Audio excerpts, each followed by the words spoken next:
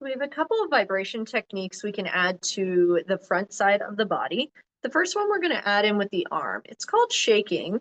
And I'm going to start to undrape my client's arm here.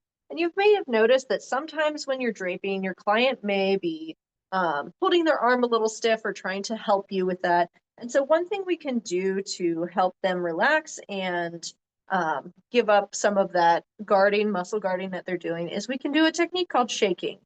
So for that, I'm bringing my client's arm out to a 90-degree angle here and 90 degrees at the elbow as well.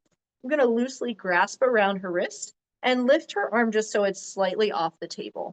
Then from there, I can just shake the arm gently back and forth towards the head, towards the feet to allow this joint to relax. From there, I can just slowly bring her arm back down to the table and then start my massage from there. Another alternative would be if you were partway through your massage, maybe bringing your client's arm out to do some upper arm work. And they, again, are starting to hold or kind of guard a little bit. Once you've brought their arm out partway, you could continue that out, do a little bit of gentle shaking here. And it's just a nonverbal cue for them to let go and relax. And then you could go back to your arm massage. So those are two areas where you could add shaking into your arm massage. And we'll continue down to the lower body here. A couple of vibration techniques we can do. One for the leg would be called rocking.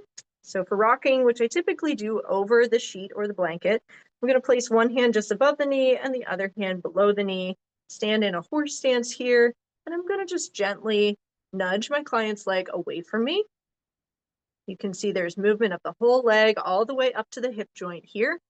And this is, again, a really relaxing technique that can be done before or after your leg massage. So we're just gently nudging the body away and allowing the client to roll back towards us.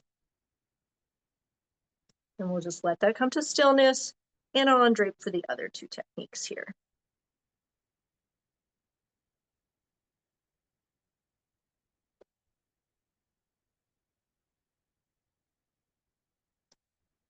So for the supine leg, we can also add something that's called light effleurage with vibration. This is a technique for the upper leg or the quadricep area. Just going to spread a little bit of lotion here. Typically, we would add this technique in after we've done some deeper work on the upper leg. Maybe we've added some pressure with our shingles effleurage, or maybe we've done some deeper petrissage here and just notice there's some tight areas that we're working on for our clients. After finishing up with some of that deeper work, we can come back in with this light effleurage with vibration.